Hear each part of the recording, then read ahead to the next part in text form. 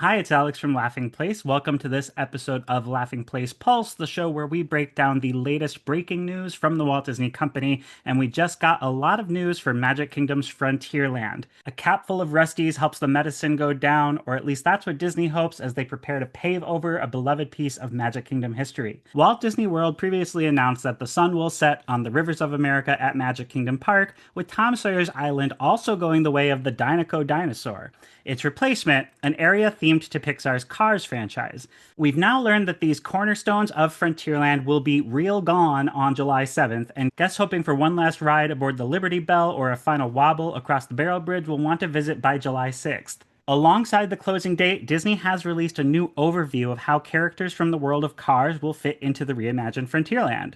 This stylized fun map features some recognizable landmarks, including the Country Bear Theater, Tiana's Bayou Adventure, Big Thunder Mountain Railroad, and curiously, even the riverboat dock in Liberty Square. In my opinion, this rendering offers a bit of hope about what the future of Frontierland will be. For starters, it's clear that Walt Disney Imagineering won't be turning this depiction of the Old West into a dust bowl.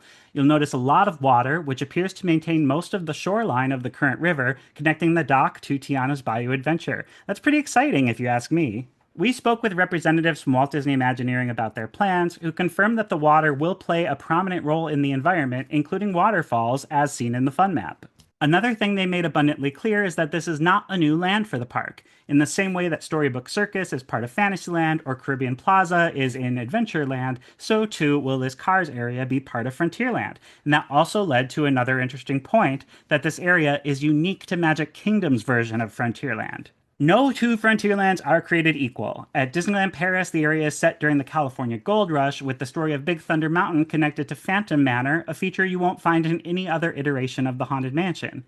From Magic Kingdom's opening in 1971, Frontierland has represented a patchwork of Americana, from the St. Louis-inspired Diamond Horseshoe on one side of the Little Mississippi River to the Texas-inspired setting of Pecos Bill's Tall Tale Inn and Cafe on the other side. When Big Thunder Mountain was added in 1979, Arizona's Monument Valley became part of the fabric, as did the American South in 1992 with the addition of Splash Mountain, now specifically set in New Orleans as Tiana's Bayou Adventure. The point is that Magic Kingdom's Frontierland has always been a hodgepodge mishmash of Western influences. While the busiest theme park in the world is about to say happy trails to Tom Sawyer's Island and the rivers of America, the arrival of sentient automobiles may not feel as foreign in execution when all is said and done.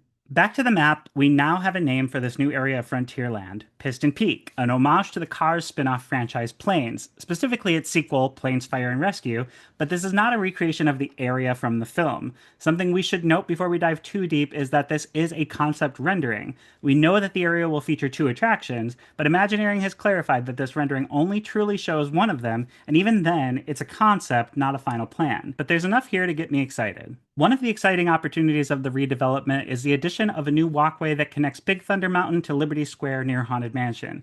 Disney loves to create transition points, and those will happen via the existing geyser pools near the exit to the wildest ride in the wilderness. As you can see in the concept art, the plan seems to be to include more geysers on the Piston Peak side of the path, which include rainbow pools, perhaps an homage to the Rainbow Caverns that Disneyland lost when that Big Thunder and Mountain moved in. Somebody put a Big Thunder and Mountain on top of them! Like Big Thunder Mountain and Tiana's Bayou Adventure, Piston Peak will add more verticality to Frontierland. This includes a large geyser and other rockwork that should create Buena Vistas.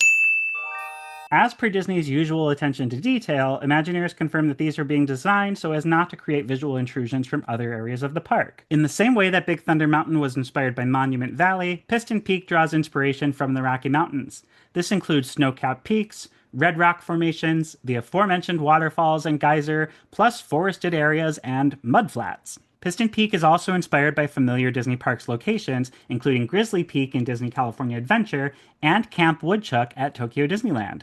Buildings in Piston Peak will draw on the architecture of national parks, better known as parkitecture, but also blended with automotive elements like wheel motifs and exhaust chimneys. It's nature, but with hubcaps. Pixar's not the only source of inspiration here. Classic Disney shorts are also fueling this expansion, literally. Say hello to J. Autobon Woodlore, that's Autobahn, as in Germany's federal motorway system. He's inspired by J. Autobon Woodlore, that's Autobahn, as in the conservation organization for birds. A protector of national parks, J. Autobon Woodlore, famously got in the way of ducks and bears who wanted to break park rules.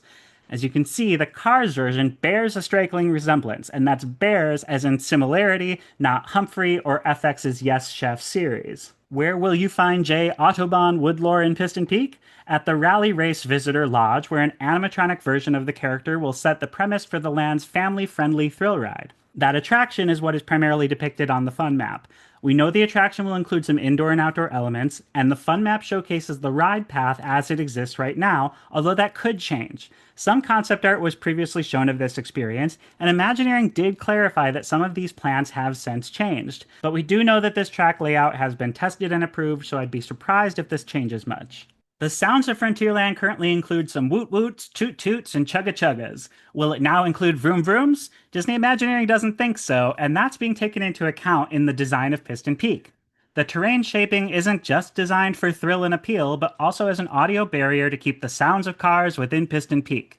This means when you're walking the poo-lined streets of colonial America and Liberty Square, you won't hear the futuristic sounds of horseless carriages, just the usual cell phone noises and ambient TikTokers that are common in all 7 themed lands of the Magic Kingdom. If you're scratching your head as to how Cars fits into the theme of Frontierland, Imagineers shared a brief summary of Piston Peak's story, a place where characters are blazing a trail in the American wilderness. Yes, they're planning to motor west, and they're not taking the highway that's the best. What else do we know about Piston Peak? Well, there's going to be another attraction. It's billed as a family fun ride, and all we know is that its queue will be set in a building known as Ranger Headquarters. It exists within the footprint of the fun map, presumably this grassy knoll.